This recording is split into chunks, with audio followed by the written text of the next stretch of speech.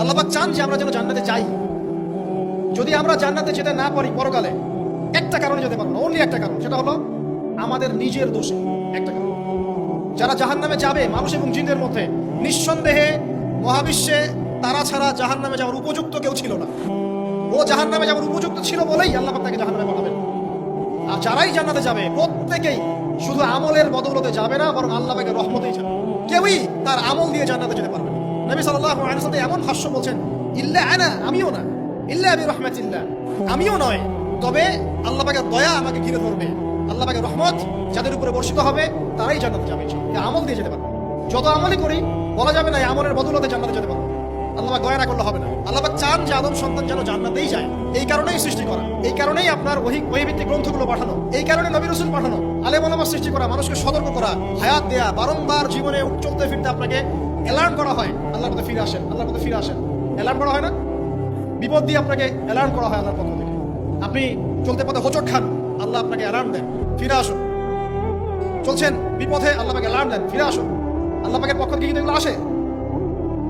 অদ্ভুত একটা হাদিস বললাম, অদ্ভুত বলতে বলছি অ্যামেজিং হাদিস, যে একটা সাহাবী বলছেন, সালমান রাদিয়াল্লাহু আনহু, তিনি বলছেন যে যখন মুমিনের উপর বিপদ আপদ বালা মুসিবত আসে, তখন মুমিনের এই বিপদ আপদ বালা মুসিবত রোগ শোকের বদৌলতে আল্লাহ পাক তার গুনাহগুলোকে মাফ করবেন এবং তার মর্যাদাকে বাড়িয়ে দেন এবং সে আল্লাহর দিকে ফিরে আসার অনুশোচনা করার সুযোগ পায়।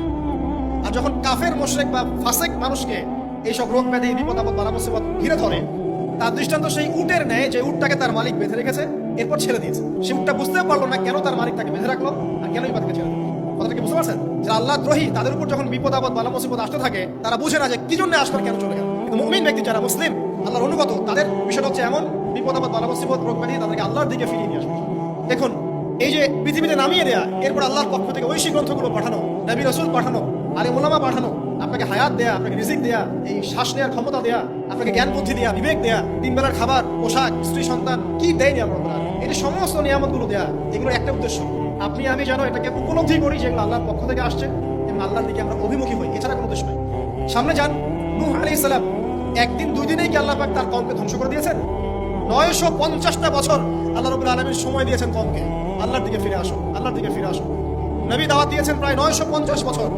যখন তারা ফিরে আসে নাই, তারপরে আল্লাহ রাব্বুল আলামিন গজব দিয়ে ধ্বংস করেছেন। আমি বলেছি একটা কথা, আল্লাহ পাক শুধু রহমানুর রহিমই নন, বরং তিনি কিন্তু কঠোর শাস্তি দাতা, শাদীদুল ইকাব বটে। সামনে আরো যান, ইব্রাহিম আলাইহিস সালাম, একা একটা মানুষ নমরুদের সাথে ফাইট করছেন, আগুনে ফেলেই দিল, সে আগুনকে আল্লাহ পাক ঠান্ডা করে ফেললেন। এটা কি আল্লাহ পাকের দয়া নয়? তার সন্তান ইসমাইলের কুরবানিটা দেখেন, আল্লাহ পাক বলেছেন কুরবানি করো, তিনি ডানে বামে প্রশ্ন করেন নাই। আমরা হলে প্রশ্ন করতাম, কেন করব? শিশু সন্তান, নিষ্পাপ, এটার কোনো যুক্তি আছে কিনা, লজিক আছে কিনা? তিনি কোনো লজিক দেখতে চাননি, আল্লাহ পাক বলেছেন করছে। আল্লাহ রাব্বুল আলামিন তার এই ঘটনাটাকে তো সম্মানিত করলেনই, কিয়ামত পর্যন্ত কিন্তু এই ঘটনা মানুষ স্মরণ করবে। দয়া দেখেন, তার সন্তানের খাবার নাই, পানিও নাই, অলৌকিকভাবে আল্লাহ রাব্বুল আলামিন জামজাম কূপ সৃষ্টি করলেন, কিয়ামত পর্যন্ত থাকবে ইনশাআল্লাহ। দয়া নাই? এটা, এই কূপটা দেখলেই তো মুসলিম হওয়া যায়। এই জামজাম কূপটা দেখলেই তো মুসলিম হয়ে যাওয়া উচিত মানুষের। কোত্থেকে আসলো এই কূপ? এই পানির এত বৈশিষ্ট্য কেন? কখনো শেষ হচ্ছে না কেন? এটা নিয়ে ভাবলেই তো মুসলিম হওয়া যায়। হবে না, কারণ কি? আবা ওয়াস্তাকবার, উদ্ধত হয়েছে, অহংকার প্রদর্শন করছে। অহংকার মানে এই নয় যে আপনি সুন্দর জামা পরছেন, আপনি সুন্দর কাপড় পরছেন, আপনি ভালো একটা বাড়ি করছেন, এটা অহংকারের পরিচয় নয়।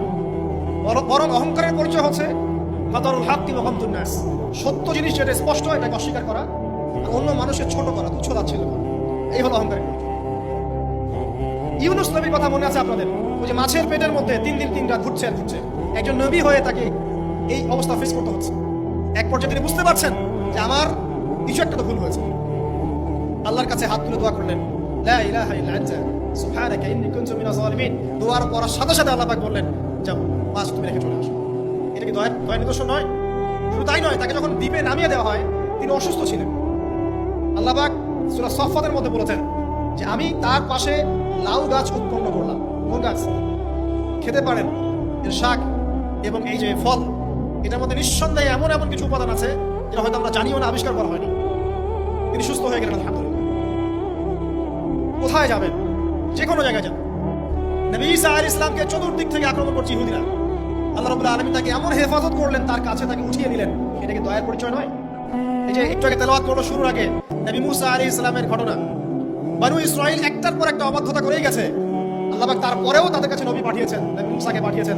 ফেরাউনের মতো জালেম শাসকের হাত থেকে বানু ইসরাইলকে আল্লাহ পাক উদ্ধার করেছেন। এটা কি দয়ার পরিচয় নয়?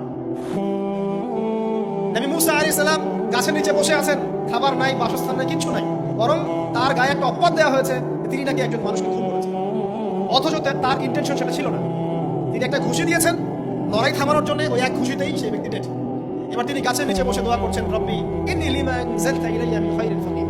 আল্লাহ, আমি নিঃস্ব অসহায় হয়ে এখানে বসে আছি, তুমি আমার উপর তোমার যে রহমত পাঠাবে আমি তার ভিখারি হয়ে বসে আছি।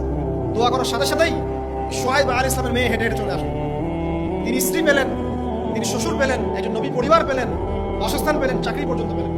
8 বছর তিনি রাখালি করেছেন শুআয়ব আলাইহিস সালামের ফার্মের মধ্যে। দয়া মুহূর্তেই চলে আসবে, শুধু আল্লাহ দিকে অভিমুখী হলেই হয়, এগুলো দয়া। ইলমের উপরে কিচ্ছু নাই, এই ইলমটা আল্লাহ পাক কাকে শিক্ষা দিয়েছেন? আদম আলাইহিস সালামকে। আমরা তো শিখেছি সমাজবিজ্ঞান বইগুলোতে যে আমাদের পূর্বপুরুষরা নাকি গুহায় থাকতো আর গাছের ছাল পাতা খেয়ে থাকতো, তাই না? লতা পাতা খেয়ে থাকতো, গাছের ছাল পাতা খেয়ে থাকতো, পোশাক পরতো আর কি।